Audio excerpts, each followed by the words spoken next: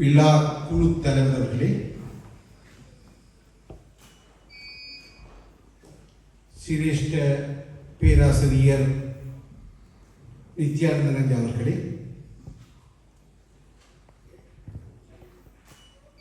சிரேஷ்ட சட்டத்தரணி அவர்களே, சிரேஷ்ட விரிவுரையாளர் வித்யாதர் அவர்களே, என்னுடைய உறவு அயலவர் அனைத்தையும் கொண்ட அண்ணன் விபுலானந்தன் அவர்களே, இங்கே வீட்டிருக்கின்ற வீரனை வாழ் உறவுகளே, இந்த மண்ணின் இலங்கை வாழ் அனைத்து தமிழ் உறவுகளே, ஐக்கிய ராஜ்யத்தில் வாழ்ந்து கொண்டிருக்கும் எமது மண்ணின் மைந்தர்கள் அனைவருக்கும் எனது மாலை வணக்கம்.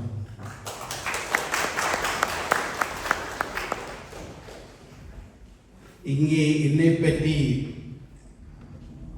அனைத்தையும் கூறிவிட்டார்கள். சில விடயங்களை பகிரலாம் என நினைக்கின்றேன்.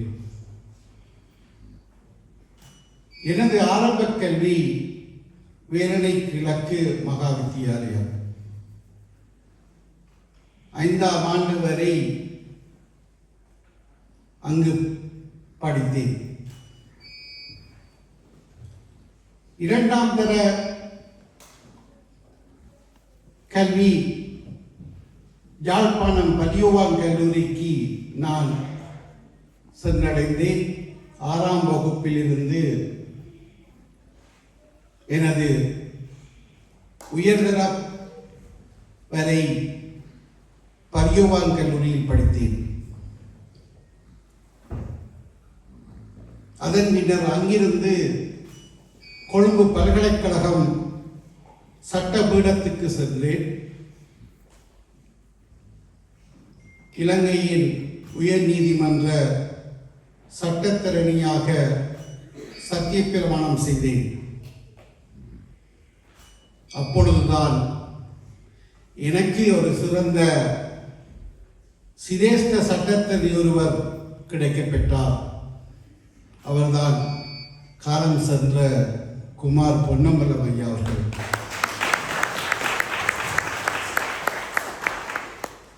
ஒவ்வொரு நிமிடமும் என்னை வளர்த்தெடுத்து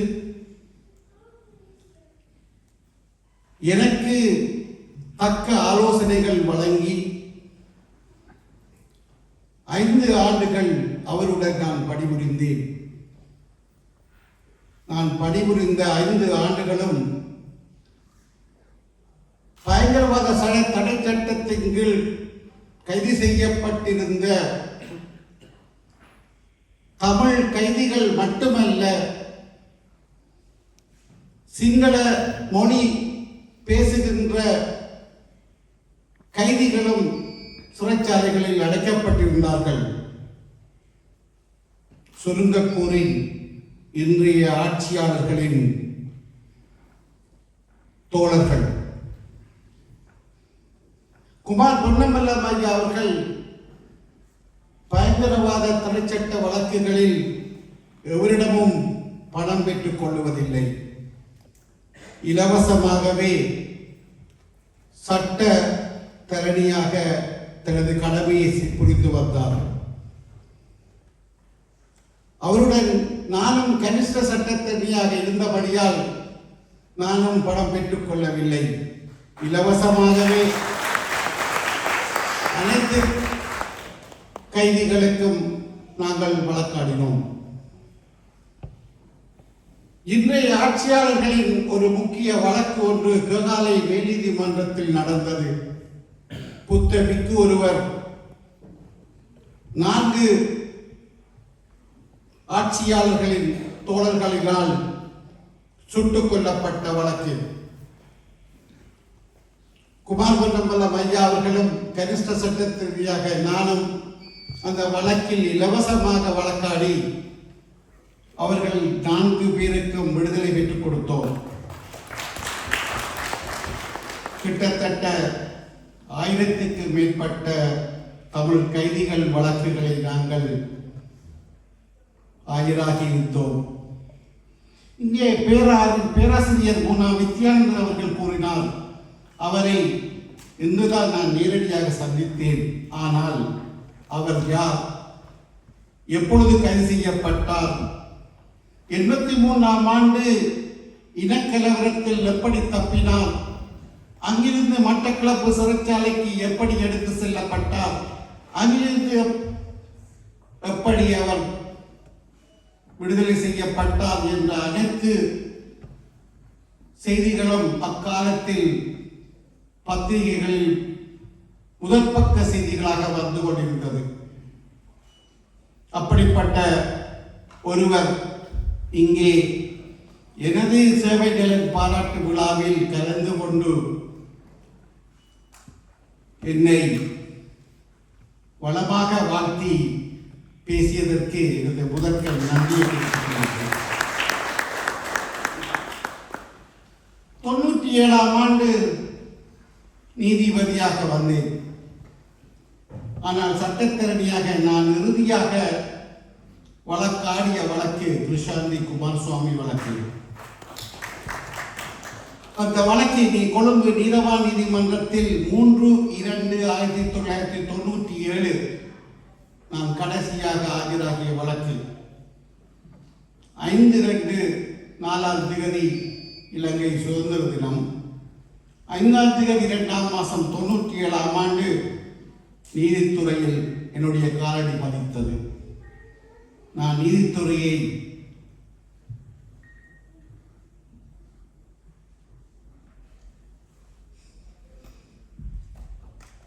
சுவாசித்தேன்.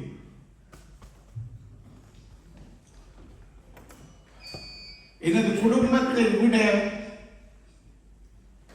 எனது தாய் தந்தையரை விட, எனது மனைவி பிள்ளைகளை விட நீதித்துறை உயிர் மூச்சாக சுவாசித்தேன். இறுதியாக என்ன நடந்தது என சகோதரர் தயானந்தா அவர்கள் கூறும்படி கோரினார். மேல் நீதிமன்ற நீதிபதி சங்க 50 ஆண்டு கால வரலாற்றில் ஒரே ஒரு தமிழன் ஏகமனதாக தலைவராக நியமனம் செய்யப்பட்டேன். 2024ஆம் ஆண்டு 50வது ஆண்டுகால பொன்விழா மேல் நீதிமன்றம்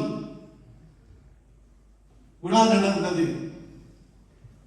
அந்த பொன்விழா என்னுடைய தலைமையில் கொழும்பு மாநகரில் நடைபெற்றது.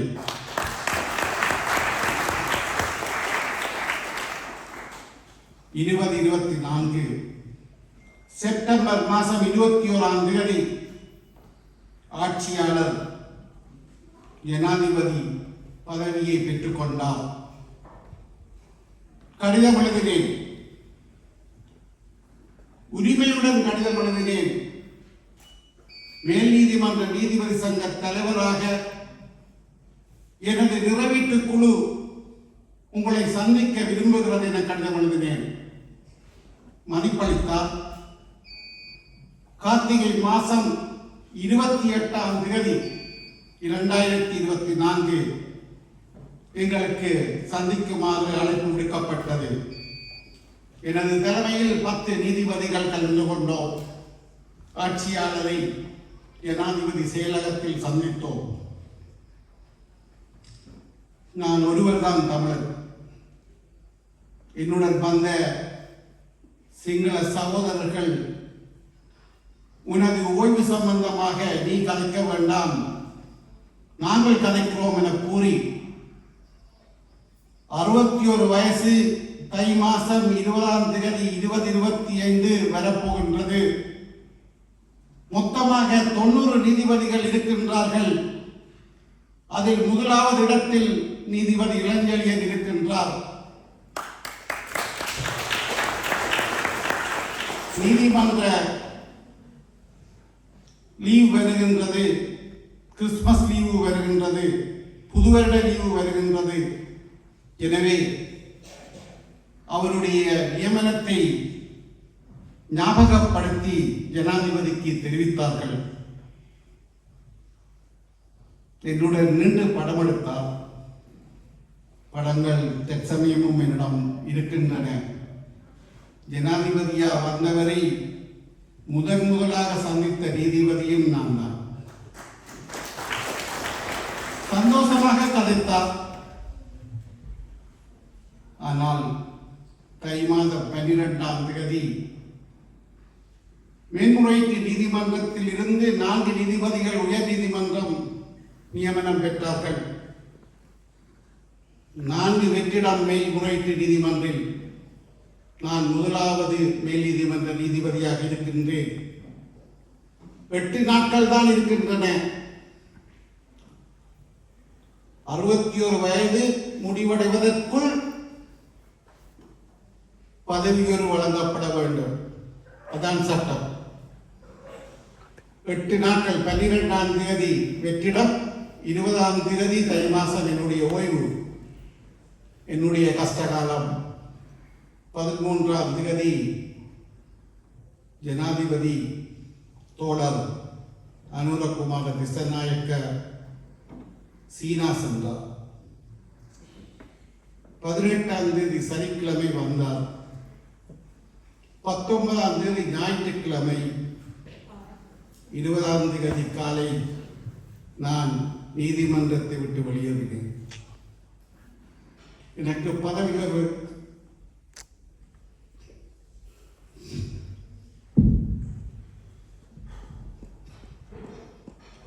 தந்திருந்தால் இன்னும் 4 ஆண்டுகள்,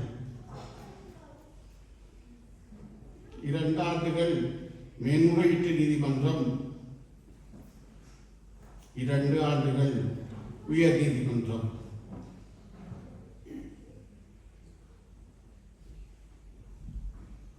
டெஸ்டினி என்று சொன்னார்கள், தலை விதி என்றார்கள்.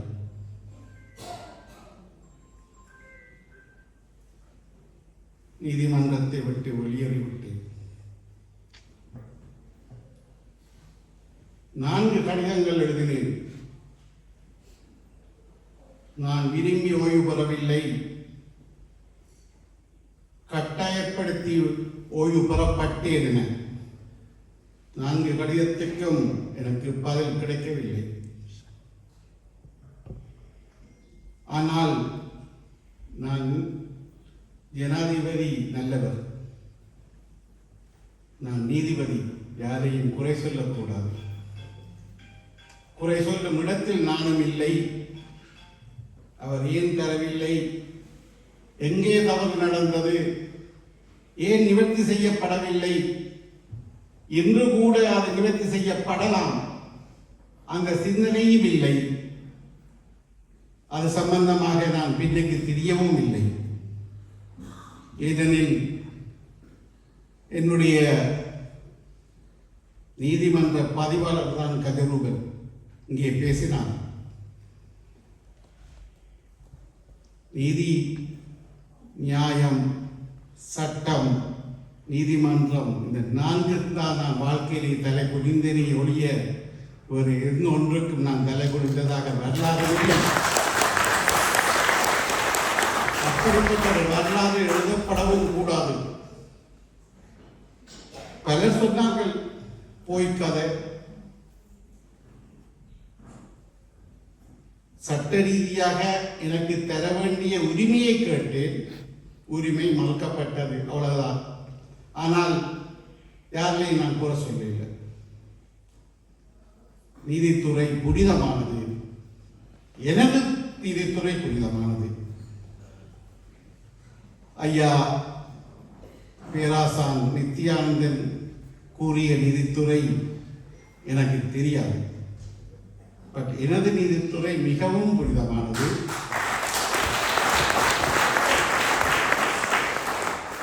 இங்கே சிரேஷ்ட ஊடகவியலாளர் வித்யாதரன் இருக்கின்றார். அவரை கண்டால் நான் நெடுகையில் கேட்பது ஒன்றுதான், நீங்கள் எங்கேயோ செல்ல வேண்டியவர் ஏன் செல்லவில்லை என. 30 ஆண்டுகள் என்ற அறிவு கட்டியவரை ஊடகத்துக்குள்ளேயே இருந்து வளர்ந்து வாழ்ந்து துன்பங்கள், வேதனைகள், ஷூட்டிங், குண்டு தாக்குதல்கள் அனைத்தையும் அனுபவித்த ஒரு மனிதன். அவருடன் சேவையாற்றிய நிமலராஜன் என்னுடன் செம்மணி புதைகுழி வழக்கில் செய்தி சேகரிப்பாளர் சுட்டுக் கொல்லப்பட்டார். இதெல்லாம் வரலாறு. மிகவும் சந்தோஷமாயிருக்கிறது. இந்த ஏற்பாட்டாளர்கள் இவர்களை தேடி எடுத்து என்னுடைய சேவை நலன் பாராட்டு விழாவில் அவர்களை முன்னிறுத்தி இந்த மேடையில் அவர்களை அமர வைத்து அவர்கள் சேவை நலன் சம்பந்தமாக பாராட்டுகின்ற நேரடியாக செய்வதை பார்க்கும்போது ஏற்பாட்டாளர்களுக்கு எனது தனிப்பட்ட நன்றியை தெரிவித்துக் கொள்கின்றேன்.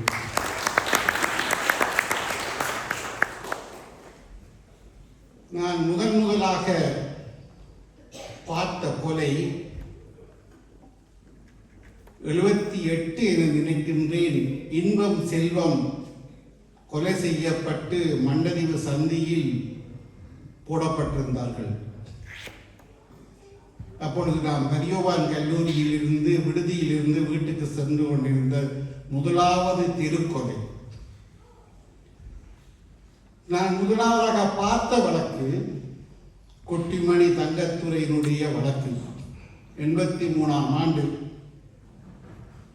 கொழும்பு பல்கலைக்கழக சட்டப்பீடத்துக்கு பக்கத்தில் தான் அந்த காலத்தில் மேல் நீதிமன்றம் குயின்ஸ் கோர்ட் இருந்தது. அங்கே போய் நாங்கள் அந்த வழக்குகளை பார்த்தோம். அந்த வழக்கில் ஒரு விடயம் ஞாபகம் வருகின்றது. மரண தண்டனை விதிக்கப்படும் போது உன்னுடைய கடைசி ஆசை என்னென்று கேட்பார்கள். அப்பொழுது குட்டிமணியும் தங்கத்துறையும் நீதிபதியை மதிக்கின்றோம், இந்த நீதிமன்ற தீர்ப்பை நாங்கள் ஏற்றுக்கொள்ளவில்லை என பல விடயங்களை கூறினார்கள். அப்பொழுது இருந்த ஒரு சட்டத்தரணி, இவர் என்ன நீதிமன்றத்தை அவமதிக்கும் வகையில் தெரிவிக்கின்றார், கருத்து தெரிவிக்கின்றார் என நீதிபதியிடம் கூறிய போது மிகவும் தங்கமான நீதிபதி கூறினார், அவன் அழுவதற்கு கூட உரிமை இல்லையா என்று. மரண தண்டனை விதிக்கப்படுகின்றது. கடைசி ஆசை நான் தானே கேட்டேன், அவன் கூறுவதை அனைத்தையும் பதிவு செய்யுங்கள் என்றார். 3 மாதத்தில் இனக்கலவரம் வந்தது. அதில் 53 பேரும் கொல்லப்பட்டார்கள். அந்த கொலையை நேரடியாக பார்த்தவர் பேராசார் நித்யானந்தன். அன்றைய வருஷம் வெள்ளிக்கடை சிறைச்சாலையில் இருந்தவர். பின்னர் இடமாற்றப்பட்டவர் மட்டக்களப்பு சிறைச்சாலைக்கு. இதுகளெல்லாம் எங்களுடைய இனத்தின் வரலாறு. நீதித்துறை நான் ஏன் புனிதமானது என கூறினேன் என்றால், 28 ஆண்டுகள் நான் கடமை புரிந்தேன். சந்திரிகா அம்மையார், மஹிந்த ராஜபக்ச, மைத்ரிபால சிறிசேன, கோட்டாபய ராஜபக்ஷ, இப்பொழுது அனுரகுமார திசநாயக்க. எனக்கு எதுவிதமான நேரடியான அச்சுறுத்தல்கள் எதுவும் அவர்களும் தரவில்லை. நானும் அதற்கு பின்னுக்கு சம்பவங்களை ஏற்கப்படும் அளவுக்கு நானும் நடக்கவில்லை. இது அது அந்த வகையில் தான் கூறினேன். 28 ஆண்டுகள் எனது சேவை புனிதமானது. அவர்களும் என்னை அச்சுறுத்தவில்லை. அதே போன்று எத்தனையோ தமிழ் இயக்கங்கள், வவுனியா மண்ணை நீங்கள் உங்களுக்கு தெரியும். வவுனியாவில் அனைத்து இயக்கங்களின் தலைமை காரியாலயம், அனைவரிடமும் பிஸ்டல், யாரு சொல்றார், யாரு என்ன நடக்க ஒன்றுமே தெரியாது. ஆனால் எனக்கு அச்சுறுத்தல் யாரும் விடுக்கவில்லை. இறுதியாக ஒரு விடயத்தை கூறி அமர்கின்றேன். யுத்தம் உச்சக்கட்டம் நடைபெற்றுக் கொண்டிருந்த போது 25 விடுதலை புலிகளின் சடலங்கள் என்னிடம் ஒப்படைக்கப்பட்டது. சர்வதேச செஞ்சிலுவை சங்கத்திடம் கேட்டேன், இந்த விடுதலை புலிகளின் சடலங்களை அவர்கள் ஏற்றுக்கொள்ளுகிறார்களா என கேட்டு சொல்லும்படி. ஏனெனில் நான் ஸ்வீடன் லூன் யூனிவர்சிட்டியில் ஹியூமனிடேரியன் லா படித்தேன். எவர் செத்தாலும் இறந்தது அது ஒரு ஒரு உயிரற்ற ஒரு உடல். அந்த உயிரற்ற உடலுக்கு குற்றம் செய்ய தெரியாது. சர்வதேச செஞ்சிலுவை சங்கம் அங்கே அவர்களிடம் கோரிய போது எனக்கு 25 இலக்கத்தகடுகள் கொண்ட இலக்கம் வந்தது. தானா வீணா பூனா தமிழீழ விடுதலை புலிகள் இலக்கம் 25, 30 என இந்த இலக்கத்தகடுகள் இருந்தால் நாங்கள் ஏற்றுக்கொள்ளுகிறோம் என நான் அதனை பார்வையிட்டு விடுதலை புலிகள் வழங்குமாறு சர்வதேச செஞ்சிலுவை சங்கத்திடம் ஒப்படைத்தேன். அடுத்த நாள் காலை விடுதலை புலிகளிடம் இருந்து சர்வதேச செஞ்சிலுவை சங்கம் ஊடாக எனக்கு தகவல் வந்தது, 35 இராணுவ சடலங்கள் இருக்கின்றன தேவையான. நான் இராணுவ தளபதியுடன் பேசினேன். நீங்கள் நம்ப மாட்டீர்கள், அந்த 35 சடலங்களையும் பார்வையிடுவதற்கு 500க்கு மேற்பட்ட சிங்கள தாய்வார் எனது நீதிமன்றத்தில் கூடினார்கள். எப்படியாவது அந்த சடலத்தை பெற்றுத்தாருங்கள் என. நான் ஒரு அரசாங்க நீதிபதி, அரசாங்க வரையறைக்கு உட்பட்டு நீதிமன்றம் நடத்த வேண்டிய நீதிபதி. அரச வரம் எல்லைகளை கடந்து தீர்ப்பெழுதினேன். அனைத்து சடலங்களையும் ஏற்றுக்கொள்ள தயார், அனுப்பி வைக்கும்படி கோருகிறேன். அனைத்து சடலங்களும் வந்தன. ஒருபுறம் தமிழ் தாய்மார் விடுதலை புலிகளின் உடலை பார்த்து கதறுகிறார்கள், மறுபுறம் இராணுவத்தினரின் உடலை பார்த்து சிங்கள தாய்மார் கதறுகிறார்கள். பிரேதசாலையில் 2 ரத்தமும் வடிந்தோடுகின்றது. அப்பொழுது நான் கேட்டேன், இதில் எது தமிழ் எது சிங்களம் என யாராவது அடையாளம் காண முடியுமா என்று தலைப்பு செய்தியாக உதயன் தலைப்பு செய்திவிட்டது. நீதிபதி இளஞ்செழியன் கோர்ட்டில் மட்டுமில்ல ரோட்டிலும் நீதிபதி என எங்களுடைய வித்யாதரன் தலைமையிலான குழு பத்திரிகை தலைப்பு செய்தியாக போட்டது. நான் ஏன் கூறுகிறேன் என்றால், அங்கும் இங்கும் ஏழை தாயின் புதல்வர்கள் தான் இறந்தார்கள். அவங்க கதறுகின்ற கதறல் 1000 சடலங்களை நாம் பார்த்தேன். மொத்தமாக 1000 சடலம் நாம் பார்த்திருக்கிறேன். அதில் இராணுவத்தினருடைய சடலங்கள், விடுதலை புலிகள் மற்றும் தமிழ் இயக்கங்களுடைய சடலங்கள், பொதுமக்களுடைய சடலங்கள் என பார்வையிட்டேன், விசாரணை நடத்தினேன். மனித நேயம், மனிதாபிமானம் அனைத்தும் இறந்து போன ஒரு நிலையைத்தான் நான் பார்வையிட்டேன். இருந்தாலும் ஓயவில்லை. இறுதி வரை போராடினோம். இறுதி வரை நீதித்துறையை இயக்க வேண்டும் என நான் போராடினேன். 9 ஆண்டுகள் வவுனியா நீதவானாக. நான் மேல் நீதிமன்ற நீதிபதியை ஒரு பக்கத்தில் வையுங்கோ. அது 10 வருஷத்துக்கு முன்னுக்கு நடந்த கொலையை விசாரிக்கிற நீதிபதி தான் மேல் நீதிமன்ற நீதிபதி. 24 நிமிஷத்தில் சுடுவதை விசாரணை செய்கிற நீதிபதி நீதவான், வவுனியா நீதவான். 9 ஆண்டுகள் இருந்தேன். ஒவ்வொரு நிமிடமும்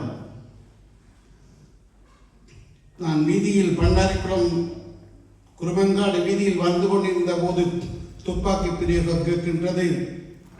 உடனடியாக என்னுடைய வாகனம் துப்பாக்கி பிரயோகம் கேட்ட இடத்தை நோக்கி போனேன். அங்கே ஒருவருடைய உடல் சாகவில்லை, கால் துடித்துக் கொண்டிருக்கின்றது. தலை மனைவியின் மடியில் தலை இருக்கின்றது. ஆஸ்பத்திரிக்கு கொண்டு போவதற்கு எவரும் வரவில்லை. அச்சம்.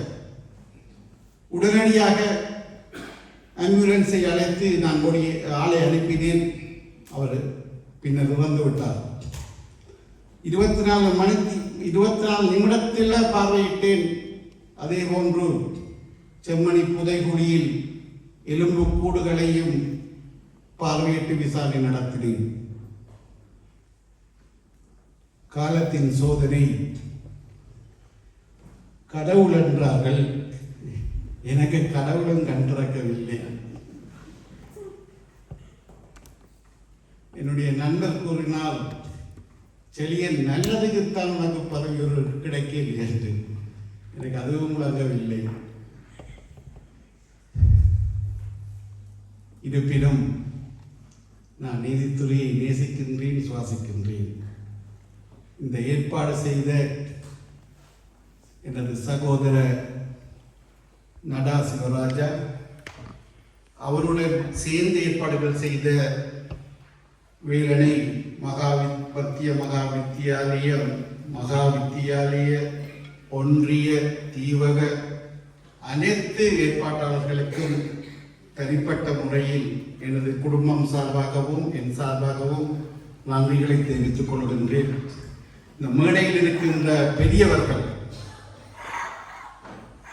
சட்டத்தரணி ஐயாவுடன் நான் ஒரு முறையும் கதைத்ததில்லை.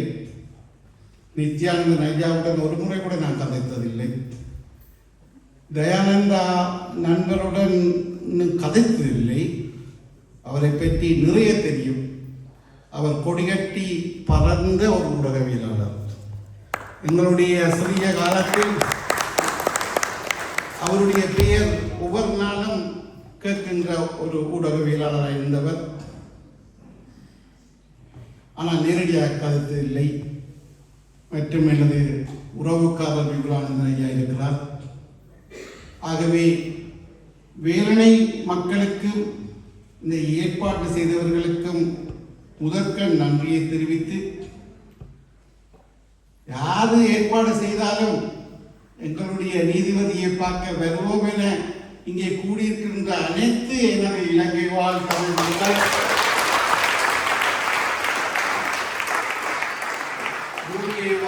மண்ணின் உறவுகள் அனைவருக்கும் எனது தனிப்பட்ட முறையில் எனது நன்றியை தெரிவித்துக் கொள்கின்றேன்.